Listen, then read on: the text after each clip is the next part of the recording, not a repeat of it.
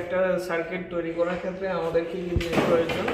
আমাদের পাশে হচ্ছে থার্মোস্ট্যাট, একটা সুইচ, লাইট, কম্প্রেসর পরিচালনা করার জন্য পালক প্রোটেক্টর, রিলে, আর একটা হচ্ছে কম্প্রেশন মোটর। ঠিক আছে, আর আমাদের কিছু কেবল। এই যে পাওয়ার সাপ্লাই লাইন থেকে সরাসরি প্রথমে আমাদের যে লাইনটা আসবে এটা হচ্ছে একটা আমাদের থার্মোস্ট্যাটের পিনে ঢোকাবো। 2 পিনের হলে যে কোনো একটাতে ঢোকালেই হবে। আর এই যে পিনে লাগানো হয়েছে যে ওই কমন পিনের সাথে হচ্ছে আমরা একটা লাইটের সুইচে লাগাবো। এই সুইচ থেকে হচ্ছে লাইটে লাগাবো। ঠিক আছে, এই যে থার্মোস্ট্যাটের অপর প্রান্তে যেই পোর্টটা থাকবে অথবা টার্মিনালটা থাকবে, এখান থেকে হচ্ছে আমরা আউট করে হচ্ছে প্রথমে লাগাবো কোথায়?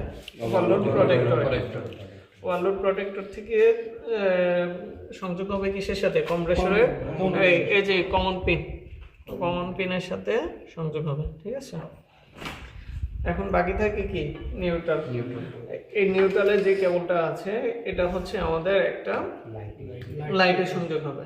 ঠিক আছে, লাইটের হোল্ডারের সাথে সংযুক্ত হবে। আর একটা হচ্ছে কি আমাদের রিলেতে, এটা হচ্ছে কি আমাদের একটা পিটিসি রিলে।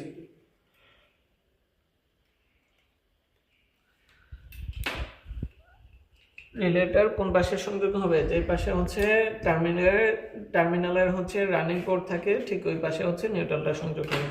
এখন হচ্ছে আমরা কম্প্রেসর মোটরটাকে চালু করে দেখি, সার্কিটটাকে চালু করে দেখি যে চলে কিনা। এটা আমাদের কম্প্রেসর কি হয়েছে? চালু হয়েছে। যেদিকে বের হচ্ছে এটা হচ্ছে ডিসচার্জ লাইন। আমাদের এখানে একটা হচ্ছে সাকশন লাইন হিসেবে ব্যবহার করবো, আর একটা হচ্ছে চার্জিং পোর্ট হিসেবে ব্যবহার করবো।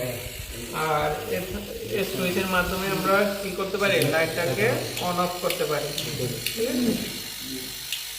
আর এই থার্মোস্ট্যাটের মাধ্যমে কি করা হয়? মূলত তাপমাত্রার উপরে ভিত্তি করে কম্প্রেসর মোটরটাকে চালু করা হয় অথবা বন্ধ করা হয়, অর্থাৎ তাপমাত্রা নিয়ন্ত্রণ করা হয়। ক্লিয়ার? এটাই হচ্ছে কি আমাদের একটা প্রস্টেপ রেফ্রিজারেটরের বেসিক ইলেকট্রিক্যাল সার্কিট। সবাই বুঝছেন? ঠিক আছে।